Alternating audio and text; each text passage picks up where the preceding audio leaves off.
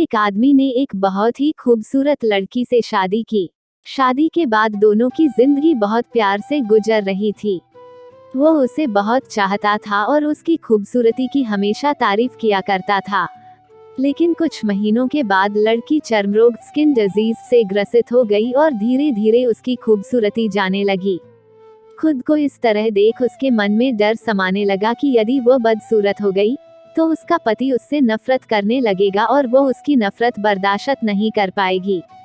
इस बीच एक दिन पति को किसी काम से शहर से बाहर जाना पड़ा।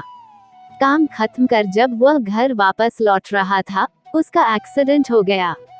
एक्सीडेंट में उसने अपनी दोनों आंखें खो दी, लेकिन इसके बावजूद भी उन दोनों की जिंदगी सामान्य तरीके से आगे बढ़ती रही। समय गुजरता रहा और अपने चर्मरोग के कारण लड़की ने अपनी खूबसूरती पूरी तरह गंवा दी। वो बदसूरत हो गई, लेकिन अंधे पति को इस बारे में कुछ भी पता नहीं था, इसलिए इसका उनके खुशहाल विवाहित जीवन पर कोई प्रभाव नहीं पड़ा। वो उसे उसी तरह प्यार करता रहा। एक दिन उस लड़की की मौत हो गई। पति अब अकेला हो गया था। वो बहुत दुखी था। वो उस शहर को छोड़कर जाना चाहता था। उसने अंतिम संस्कार की सारी क्रियाविधि पूर्ण की और शहर छोड़कर जाने लगा। तभी एक आदमी ने पीछे से उसे पुकारा और पास आकर कहा, अब तुम बिना सहारे के अकेले कैसे चल पाओगे?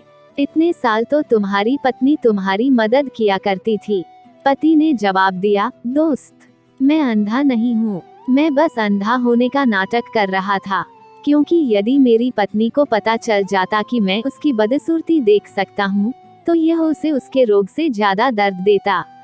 इसलिए मैंने इतने साल अंधे होने का दिखावा किया। वो बहुत अच्छी पत्नी थी, मैं बस उसे खुश रखना चाहता था।